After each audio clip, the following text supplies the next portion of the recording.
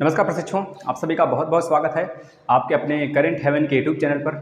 आशा करते हैं बहुत बेहतरीन तरीके से आप अपने सीटेट के प्रिपरेशन में लग गए होंगे, क्योंकि अब सीटेट और यूपीटेट सभी प्रशिक्षुओं का वैलिड हो गया है। मतलब कि चाहे बैक प्रशिक्षु हों, चाहे वह अभी एडमिशन ही क्यों न ले रहे हों, है ना। तो इस तरह से देखा जाए तो सबका वैलिड है। तो एक बार अच्छे से लगकर अगर सीटेट निकाल लिया जाता है तो आपको बहुत सारे ऑप्शन मिल जाते हैं और वैकेंसी तो आएगी, लेकिन सीटेट निकालने से आपको काफ़ी ज़्यादा इसके फ़ायदे मिलते हैं, जो कि हमने कई सारे वीडियो में बता भी रखा है। आज मतलब इस सेशन में हम लोग सीटेट के लिए ईवीएस की क्लास देख रहे हैं। खैर सीटेट रीट के भी आगामी एग्ज़ाम अगर होंगे भविष्य में, तो अगर उसकी भी देने वाले हों तो उन सब के लिए भी आपका यह क्लास काफ़ी ज़्यादा लाभप्रद होने वाला है और इसको आप अंत तक जुड़े रहेंगे, देखेंगे सारी चीज़ें हम इसमें करेंगे। मतलब कि जो हमने फर्स्ट क्लास देखा था उसमें पक्षियों के बारे में हमने देखा था कि पक्षियों से क्या चीज़ें एग्जाम में पूछी जाती हैं, तो पक्षियों के बारे में हमने देख लिया था पूरा का पूरा। आज हम लोग देखने वाले हैं जानवरों की विशेषताएं, कैरेक्टरिस्टिक्स ऑफ एनिमल्स। तो आप लोग एक बार शेयर जरूर कर देंगे। जानवरों की विशेषता, जानवरों की विशेषता क्या है, इसके बारे में हम लोग गहनता से अध्ययन करेंगे। इसके लिए आप लोग अंत तक जुड़े रहेंगे। सबसे पहला हाथी के बारे में करेंगे, दूसरा सांप के बारे में करेंगे। इसमें सांप कितने प्रकार के हमारे भारत में नहीं, मतलब कि केवल जहरीले कितने प्रकार के पाए जाते हैं, यहाँ से काफ़ी ज़्यादा प्रश्न बने हैं, तो इसके बारे में विशेष रूप से चर्चा करेंगे। आप लोग अंत तक बने रहेंगे। गिलहरी के बारे में चर्चा करेंगे। स्लॉथ एक जानवर है जो कि भालू जैसा होता है, काफ़ी सोता है, ससुरा बहुत सोता है, नींद उसकी कभी पूरी ही नहीं होती है। इसके बारे में बहुत गहनता से अध्ययन करेंगे। उसके बाद बाघ की विशेषता के बारे में बताएंगे आपको, बाघ के बारे में। इसके बाद रेशम कीट की विशेषता। ये 4-5 जो हम जानवर के बारे में डिस्कस करेंगे, काफ़ी ज़्यादा इंपॉर्टेंस होगा। इसके बाद हम डेली कुछ इंपॉर्टेंट फैक्ट आपको दिया करेंगे, डेली कुछ ना कुछ इंपॉर्टेंट फैक्ट दिया करेंगे जो कि आपके सीटेट के एग्जाम में आगामी पूछा जा सकता है और जो कि पूछा भी गया है। तो आप इसको जरूर से जरूर फॉलो करिएगा। इस पूरे सीटेट के ईवीएस के क्लास में पूरा का पूरा सिलेबस हम स्टार्ट किए हैं, तो अंत तक खत्म करेंगे। जिस प्रकार से हमने मैथ पढ़ाया आपको सीटेट का, आपको सीटेट के लिए हिंदी भी हमने पढ़ा रखा है पूरा का पूरा। अब यह इसकी बारी है। तो चलिए पहला हम लेते हैं हाथियों की विशेषता। आप लोग एक एक पॉइंट लिखते चलेंगे। हाथी की विशेषता क्या है, मतलब हाथी को किस प्रकार से हम यहाँ पर विशेषता के रूप में, मतलब कि किस प्रकार से एनसीईआरटी पूछती है हाथी की विशेषता के रूप में। भाई हाथी हो गया, पेड़ पौधे हो गए, ये सब ईवीएस के एक पार्ट हैं, हमारे इन्वायरमेंट के, हमारे वातावरण के एक पार्ट हैं। इसलिए से काफ़ी ज़्यादा सीटेट पूछता है और बहुत सारे प्रश्न यहाँ से बने हैं, ठीक है ना। देखिए बहुत सारे प्रशिक्षकों का नाम है, उसको बाद में देखेंगे। गिटार वगैरह जिस दिन हमारे पास रहता है ना, लैरिंग्स वगैरह के साथ उसको हम आपको सुनाएंगे। चलिए हाथियों की विशेषता। सबसे पहला हाथी की क्या विशेषता है, हाथी झुंडों में रहती है। पहला लिख लेंगे, पहला टिप्स सभी लोग लिखेंगे, हाथी झुंडों में रहती है। हाथी किस में रहती है, झुंडों में रहती है, झुंडों में रहती है। हाथी झुंडों में रहती है। इसका एक तरह से कहा जाता है ना कि कुछ अनुवांशिक कुछ चीज़ें होती हैं, अनुवांशिकता का नियम का फॉलो करती है, मतलब एक तरह से इनका झुंड में रहने की आदत होती है, झुंड में रहते हैं। कितनों की संख्या में झुंड में होता है, अभी आगे बढ़ते हैं। दूसरी विशेषता इनकी यह लिखेंगे कि एक बड़ा हाथी, मतलब जिसका विकास हो चुका हो, बड़ी हाथी, एक बड़ा हाथी एक दिन में 100 किलो यानी कि 1 टन से ज़्यादा पत्तियां खा सकती है।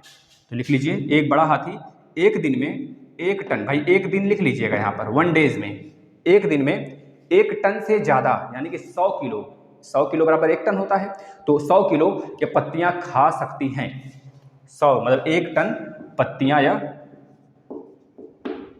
खा सकती हैं या फिर खा लेती हैं, लिख लीजिएगा, क्योंकि यह चीज़ें सकती हैं, सकते हैं नहीं, जो चीज़ें हैं वास्तविकता में हैं तो खा लेती हैं यह चीज़ें। इससे ज़्यादा खा सकती हैं, 1 टन से ज़्यादा, कम से कम 1 टन, यह चीज़ें दिमाग में रखेंगे।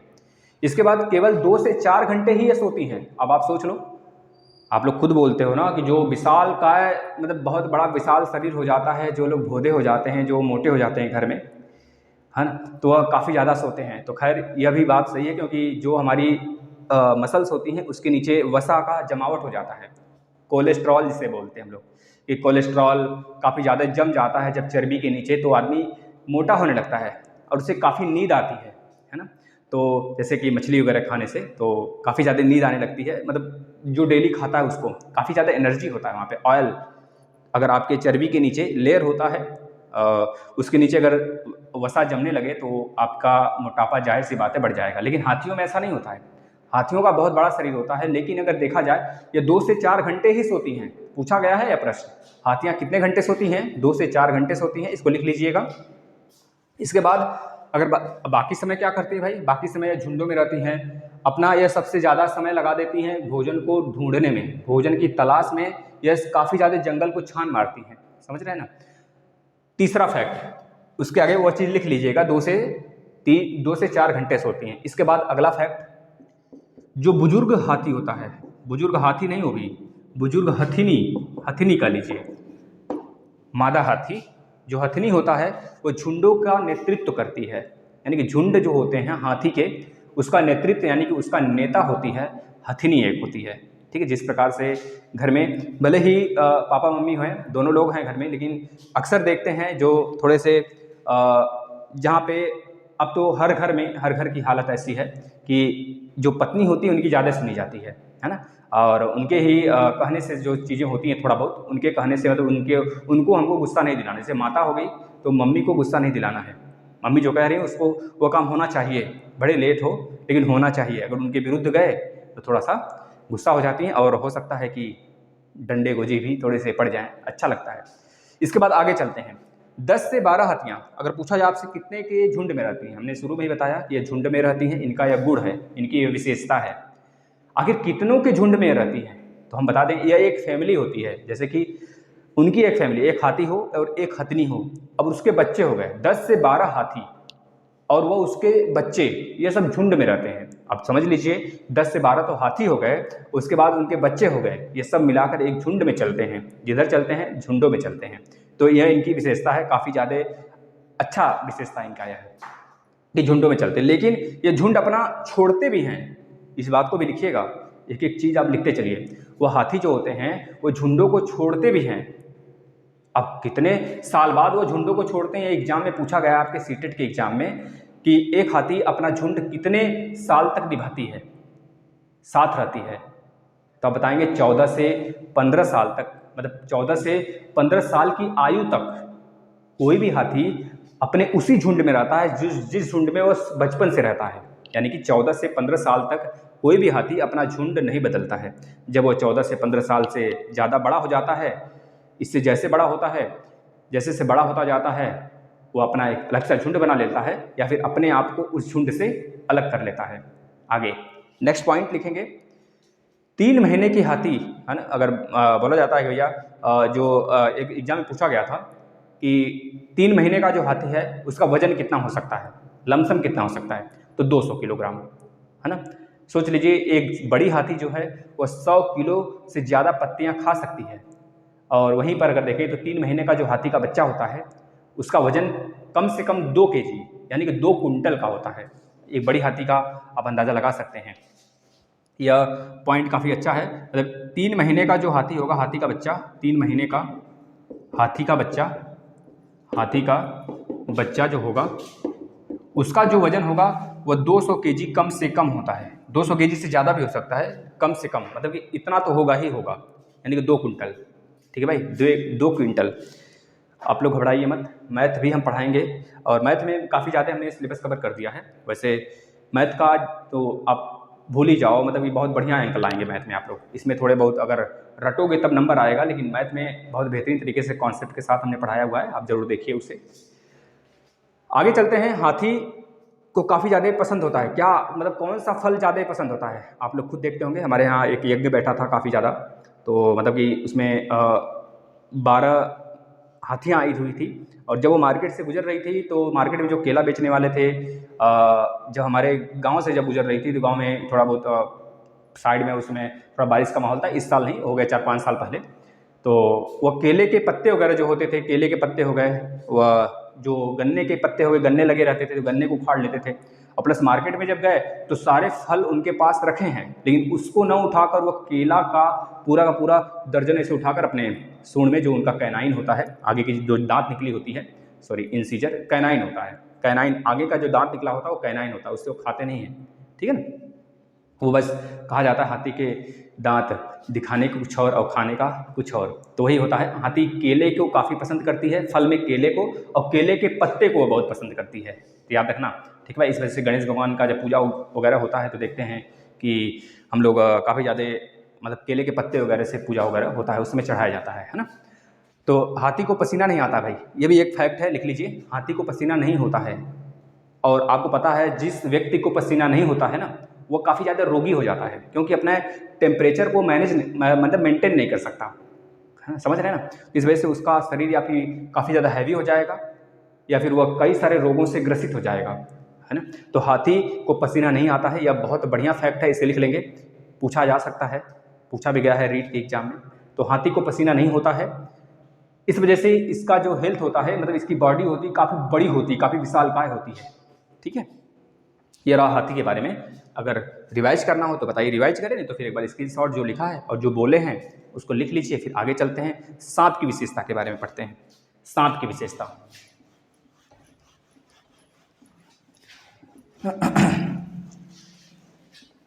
सांप की विशेषता आप लोग एक बार जरूर शेयर कर दीजिएगा, क्योंकि एग्जाम कब नज़दीक आ जाएगा आपको पता भी नहीं चलेगा भाई, ठीक है ना। तो आप लोग जरूर इसे शेयर कर दीजिएगा। पूरा 22-23 क्लास है, हम इस सबको पूरा कवर कराएंगे। लगभग लास्ट में कहेंगे तो इन सबको मिलाकर एक हम मैराथन 6-7 घंटे का बना देंगे इसी को, ठीक है ना। चलिए, दूसरा है सांप की विशेषता। देखिए, अगर हम कहें सांप की विशेषता में, तो भारत में जो जहरीली सांप होती हैं वह 4 प्रकार की पाई जाती हैं। जहरीली सांप, हमने यह नहीं कहा कि भारत में बहुत सारे प्रकार के सांप पाए जाते हैं, या फिर 4 ही प्रकार के सांप पाए जाते हैं, बहुत बहुत प्रकार के सांप पाए जाते हैं भारत में, लेकिन जहरीली सांप 4 प्रकार की पाई जाती हैं भारत में। भारत की ही केवल बात किया जा रहा है। पहला नाग, यानी कि कोबरा, जिसे हम लोग कोबरा बोलते हैं, पहले स्थान पर नाग आता है, नाग, कोबरा, जिसे हम लोग कोबरा बोलते हैं, ठीक है। दूसरे स्थान पर आता है करैत, करैत बोलते हैं, फिर कॉमन करैत के नाम से जानते हैं उसे, तो करैत लिख लीजिए, हिंदी में करैत बोलते हैं, करैत बोलते हैं, और इंग्लिश में उसको कॉमन करैत बोला जाता है, KRAIT के नाम से जाना जाता है, ठीक है भाई। इसके बाद दुबोइया होता है, एक नाम है रे, याद रख लेंगे, दुबोइया करके है, दुबोइया, दुबोइया, यह है तीसरा नाग जो कि जहरीला के रूप में पाया जाता है। चौथा है अफाई, अफाई, चौथा कौन है भाई, अफाई, अफाई। यह चारों के चारों जो सांप हैं, सर्प हैं, वह जहरीले के रूप में जाने जाते हैं। भारत में 4 प्रकार के जहरीले पाए जाते हैं। अब इनके लिए फैक्ट क्या है, यानी भारत में जो जहरीले सांप पाए जाते हैं उनका फैक्ट क्या है, यानी कि ये किस लिए जाने जाते हैं। एक तो जहरीला तो है ही चारों के चारों, आपसे ऑप्शन में देकर यही पूछ सकता है कि निम्न में से कौन जहरीला नहीं है। 3 तो दे देगा जहरीला, 1 ठो और डाल देगा कुछ और किसी नाम से। तो याद रखेंगे, भारत में जब 4 ही पाए जाते हैं तो चारों का नाम रखने में क्या हर्ज है, 1 नंबर यहाँ से आपको मिल सकता है, ठीक है ना।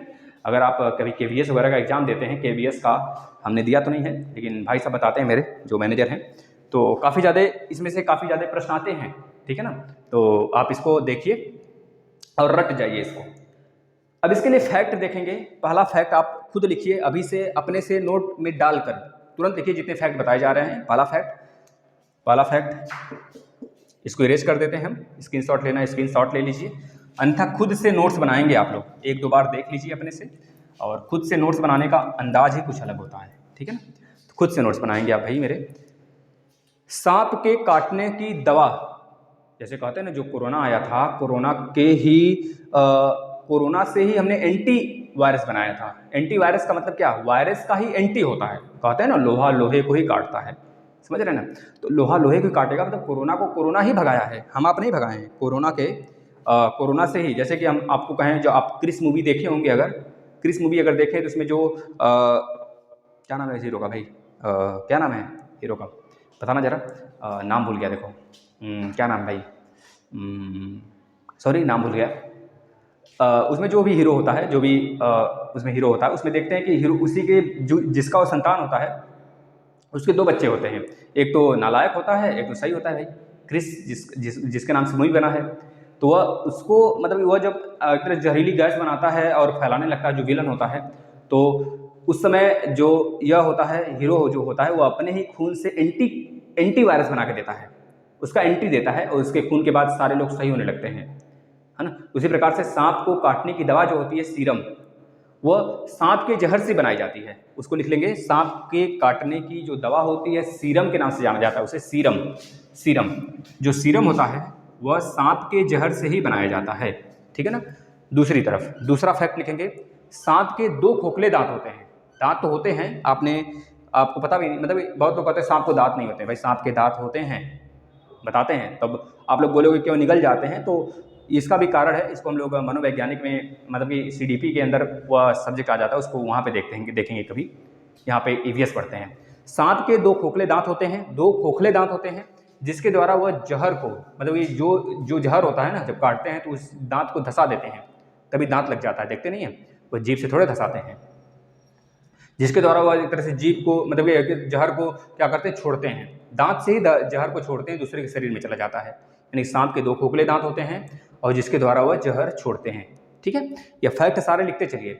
सांप के बाहरी कान नहीं होते हैं, सांप के पास बाहरी कान नहीं होते, उसके पास 2 छिद्र होते हैं। कान जहाँ हम लोग का है ना, उसी के प्लेस पर उसके पास छिद्र होता है। हमने सांप को पकड़ा तो नहीं है, लेकिन सांप को, मतलब बहुत सारे सांप को हमने अपनी आंखों से देखा है, क्योंकि मेरे गांव में एक भाई साहब हैं, मेरे अंकल लगते हैं, वो खुद इसका वर्क करते हैं। मतलब एक तरह से वह NGO उनका है, खुद सांप को पकड़ना और उसको सही प्लेस पे छोड़ना, ठीक है। तो उसका काम वगैरह करता है। उनका बहुत बड़ा YouTube चैनल भी है, लगभग मिलियन में सब्सक्राइबर है ना।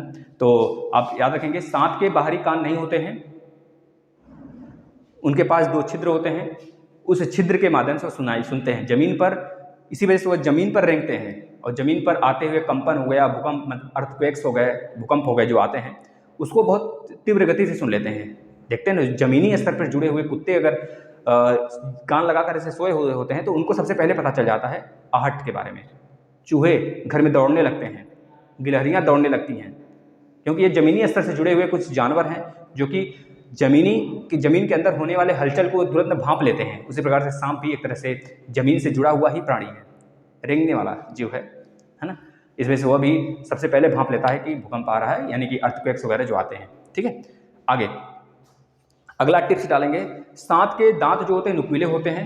याद रखेंगे, सांप के दांत पूछा गया है भाई, सांप के दांत नुकीले होते हैं कि नहीं, उसमें कई सारे ऑप्शन दिए थे। तो आप लिखेंगे सांप के दांत कैसे होते हैं, नुकीले होते हैं।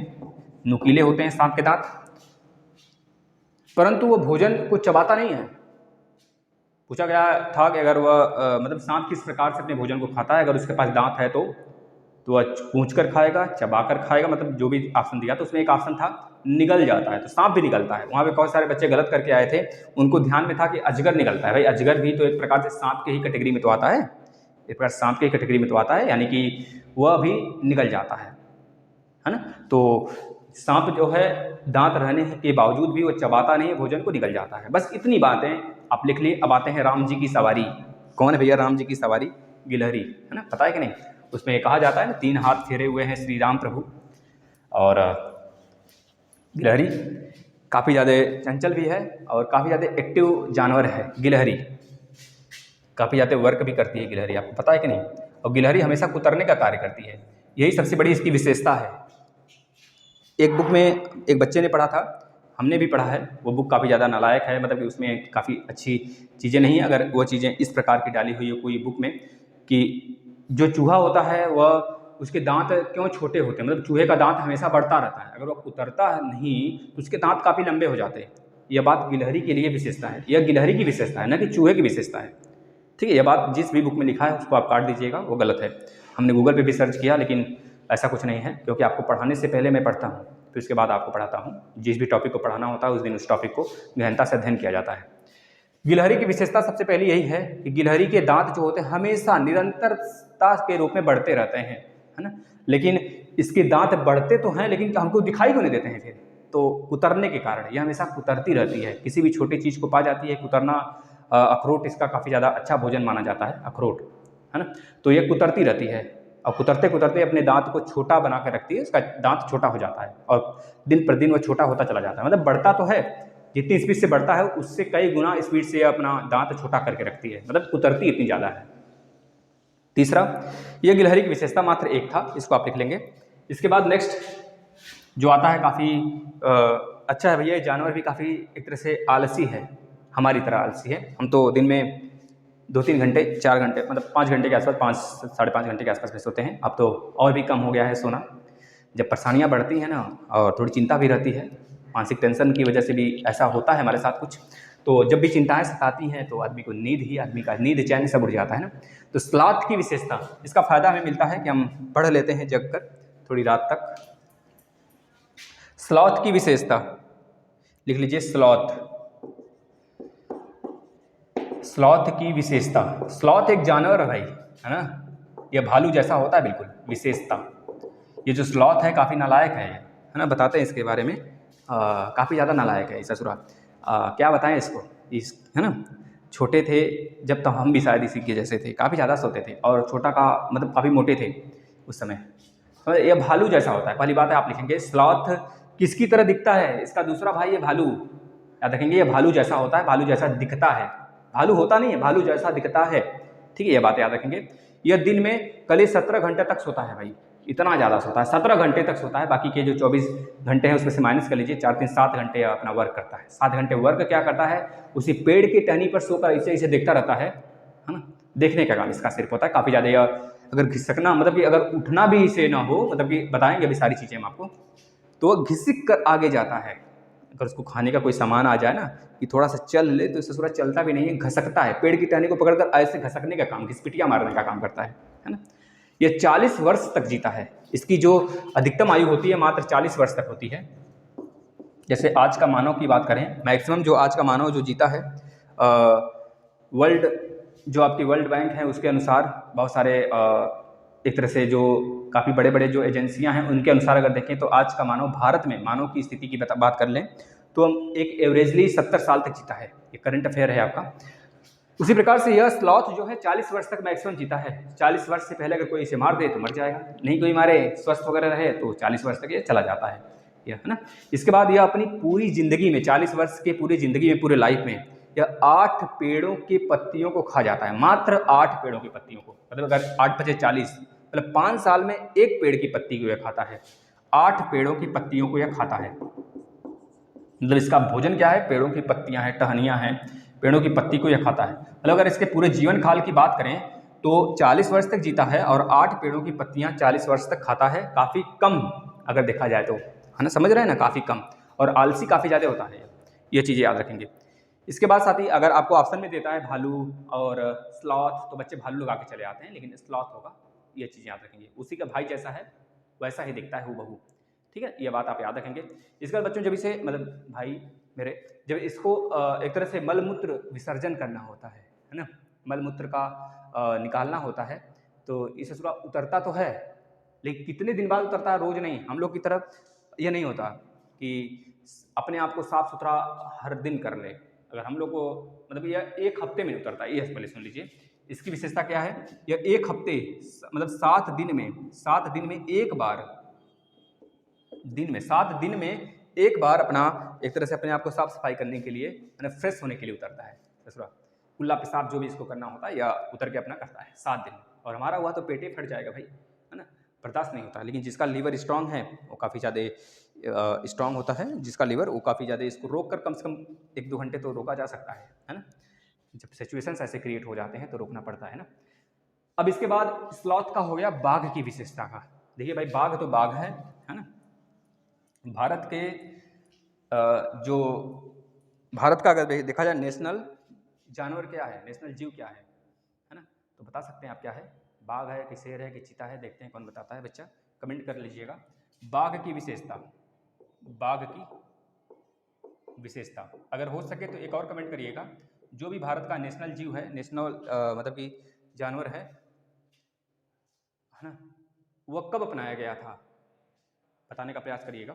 थोड़ा सा बाघ की विशेषता के बारे में देख लेते हैं। अच्छा, एक और हम बताते हैं, रुकिए, एक चीज़ और था बच्चा। अच्छा, आगे नेक्स्ट में अभी हम बताते हैं फैक्ट, तो उसमें लिखवाएंगे। बाघ की विशेषता, भैया बाघ की विशेषता सबसे बड़ी इसकी यह विशेषता है कि यह मूत्र के गंध द्वारा अपने साथी को ढूंढ लेता है, अपने साथी को पहचान लेता है। मूत्र के गंध से दूसरे बाघ को यह पहचान लेता है। समझ गए, यह इसकी सबसे बड़ी क्वालिटी है। बाघ अपने शिकार का, एक तरह से कह लीजिए कि शिकार का जो सही पता लगाने के लिए उनके कह लीजिए कि उनके द्वारा जो एक तरह से जो कहा जाता है ना कि जो मूत्र वगैरह विसर्जन वगैरह किया गया होता है, जो गंदगी फैलाई गई होती है, उसके अनुसार ये देख लेते हैं, उससे भांप लेते हैं कि भाई कि हाँ यहाँ से कोई जानवर गया है, एक जानवर को जो पकड़ लेते हैं उसकी सारी विशेषताएं कचोट लेते हैं, है ना। ये चीज़ यहाँ पे याद रखेंगे।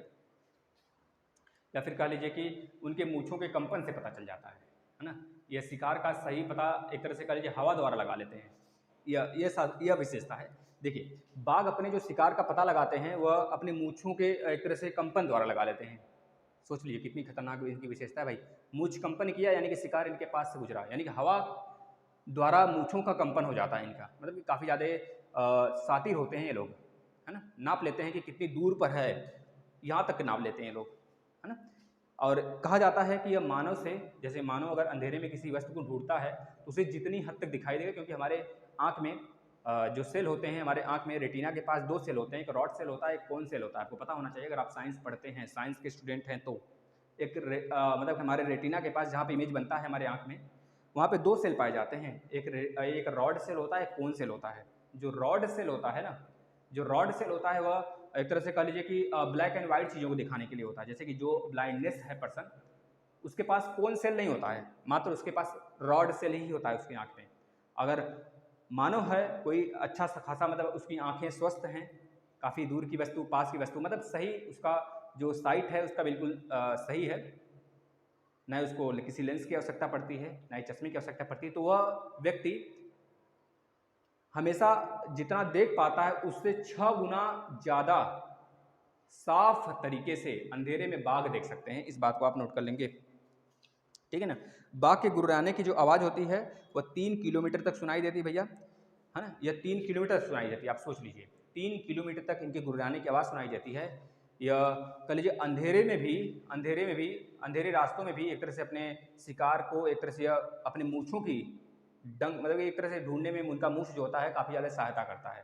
तो आपसे पूछा जा सकता है कौन सा ऐसा जानवर है जो कि अंधेरों में भी अपने मूँछों की कंपन से अपने शिकार को पा लेता है। तो आप बाघ बता देंगे। 1 मिनट हमको थोड़ा समय दीजिएगा, हम कुछ फैक्ट आपको बताने वाले हैं, लेकिन थोड़ा सा एक सेकंड हमें समय दीजिएगा।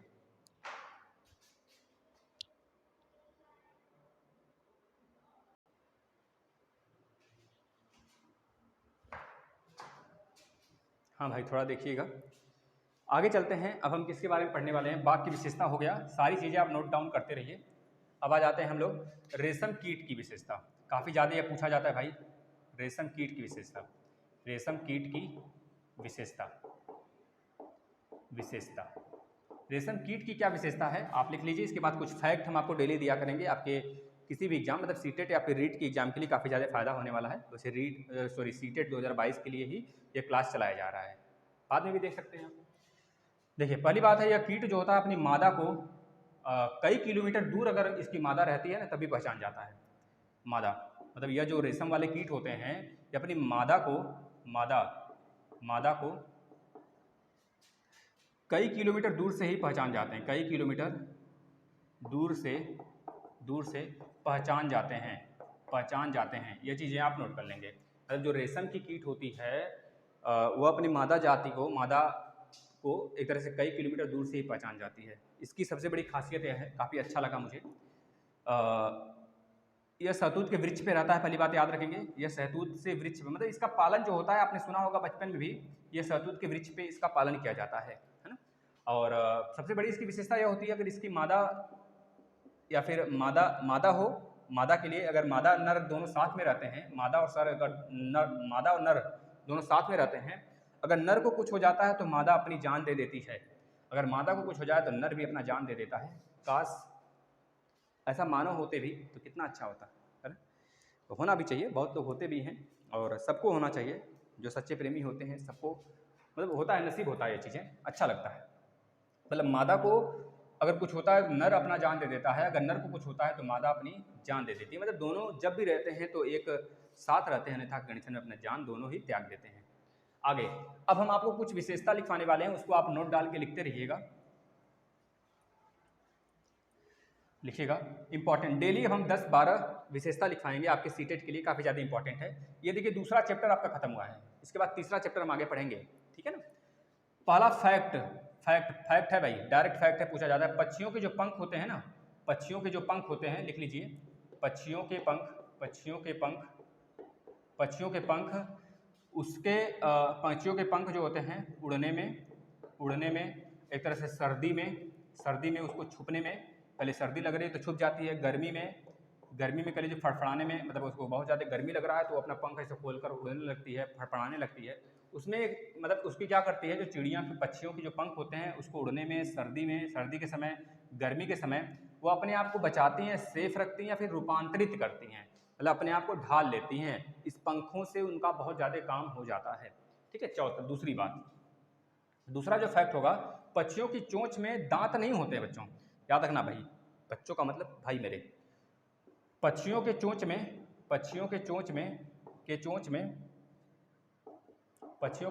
दांत नहीं होते हैं, चोंच में दांत नहीं होते हैं, इसको आप लिख लीजिएगा। अगला टॉपिक लिखिएगा, फैक्ट क्या है अगला, पक्षियों को एक तरह से मूत्राशय नहीं होता है भैया, इनको मूत्राशय नहीं होता है, पक्षियों को मूत्राशय नहीं होता है। पता है एक बात, हमारे शरीर में जो एक तरह से NH3 यानी कि अमोनिया जो होता है, अगर कुछ टाइम बाद जहाँ पे भी जिस भी शौचालय में हम लोग अपना विसर्जन करते हैं, मतलब कि जो भी है अपना मलमूत्र निकालते हैं, अगर कुछ टाइम तक उसी तरह वो पड़ा रहे और पानी वगैरह से न साफ किया जाए तो अमोनिया के रूप में एक तरह से विषैली बन जाती है, समझ रहे कि नहीं। तो इस तरह हम तो कुछ देर तक रोक भी सकते हैं उस चीज़ को, लेकिन जो पक्षी मतलब पक्षियाँ जो होती हैं वो उसको नहीं रोक सकते। इस वजह से पक्षियों को बोला जाता है कि यूरेक्टाइल, समझ रहे हैं, वो यूरिया को तुरंत बाहर निकालती हैं, उनका कंट्रोल कर ही नहीं सकती है ना, क्योंकि उनके पास जो उनका ब्लेडर होता है वो मजबूत नहीं होता उतना ज़्यादा, मतलब कि लीवर उनका काफ़ी ज़्यादा स्ट्रांग नहीं होता है। पक्षियों को मूत्राशय नहीं होता।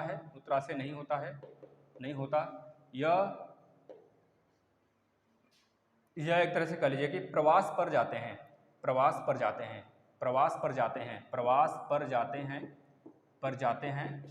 यह समतापी प्राणी होते हैं। और पक्षियों के पास 4 कोष्ठक होते हैं, जैसे हमारे शरीर में 4 कोष्ठक होते हैं, हमारे हृदय कक्ष जो होते हैं 4 होते हैं, बायां अलिंद बायां निलय, फिर दायां अलिंद दायां निलय, ये होता है ना, बाएं तरफ थोड़ा सा हर्ट होता है हमारे कक्ष में, तो इस प्रकार से इनके पास भी 4 कोष्ठक होते हैं, यह भी 4 कोष्ठक होते हैं। हृदय कक्ष जो इनका होता है ये 4 कोष्ठक का होता है, यह बात याद रखेंगे। ठीक है, बहुत बार एग्जाम में पूछा गया है भाई, साइंस वाले में भी पूछा गया, बहुत सारे जगह पूछा गया है। इसके बाद गौरैया पाख्ता लिखते चलिए। अगला फैक्ट, गौरैया हो गई, पाख्ता हो गया, गौरैया, पाख्ता, शक्कर खोर एक छोटा सा पक्षी है, शक्कर खोरा, यह जोड़े में रहते हैं, हमेशा जोड़े में रहते हैं। ये सब कैसे होते हैं, जोड़े में रहते हैं भाई, याद रखना। एक बात और है, इनके अंदर भी एक क्वालिटी होता है, गौरैया हो गया, पाख्ता हो गया, शक्कर खोरा हो गया, यह अपने एक तरह से कली साथी के साथ रहते हैं, मतलब कि नर मादा के साथ, मादा नर के साथ, यही दोनों तो रहेंगे साथ में, ये जोड़े में रहते हैं। अगर इनका एक साथी को डेथ हो जाए, फिर कुछ परेशानियां हो जाए, मर जाए, तो यह भी अपना जान दे देते हैं, है ना, काफ़ी अच्छी क्वालिटी है। यह शायद मानव को इनसे कुछ सीखना चाहिए, भले जान न दें लेकिन अकेले ज़िंदगी बिताने का ख्वाहिश जो है अंदर रहे हमेशा, तो यह चीज़ है। गौरैया हो गया, पाख्ता हो गया, शक्कर खोरा हो गया, ये जोड़े में रहते हैं, इस बात को आप याद रखेंगे। इसके बाद नेक्स्ट फैक्ट, अगला फैक्ट, हर कोई नहीं होता भाई ना, साथ निभाने वाला हर कोई कहाँ होता है, ये पक्षियाँ ही हैं जो साथ निभाती हैं, मानव को इनसे सीखना चाहिए।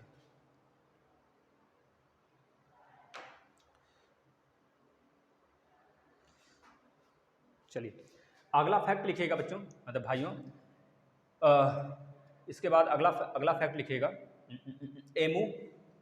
एमू हो गया और कीवी हो गया, कीवी जो कि ऑस्ट्रेलिया में पाया जाता है काफ़ी, कि एमू हो गया, कीवी हो गया, और कह लीजिए कि और जो जीव जंतु इनका नाम है और क्या है, पेंगुइन हो गया, पेंगुइन हो गया, और एक और भैया कौन है, रिया भी एक पक्षी है, रिया, और एक है शुतुरमुर्ग। ये सारी पक्षियाँ उड़ नहीं सकती हैं, एमू हो गया, कीवी हो गया, पेंगुइन हो गया, रिया हो गया, शुतुरमुर्ग हो गया, ये सारी पक्षियाँ उड़ नहीं सकती हैं। आपको आसन में देगा इनमें से कौन सी पक्षी उड़ नहीं सकती है, या फिर निम्न में से कौन सी पक्षी उड़ सकती है। अगर ऐसा दिया निम्न में से कौन सी पक्षी उड़ सकती हैं, तो एमू दिया रहेगा, कीवी दिया रहेगा, पेंगुइन दिया रहेगा, एक और पक्षी दिया रहेगा जो आप नाम कभी सुने ही ना हो।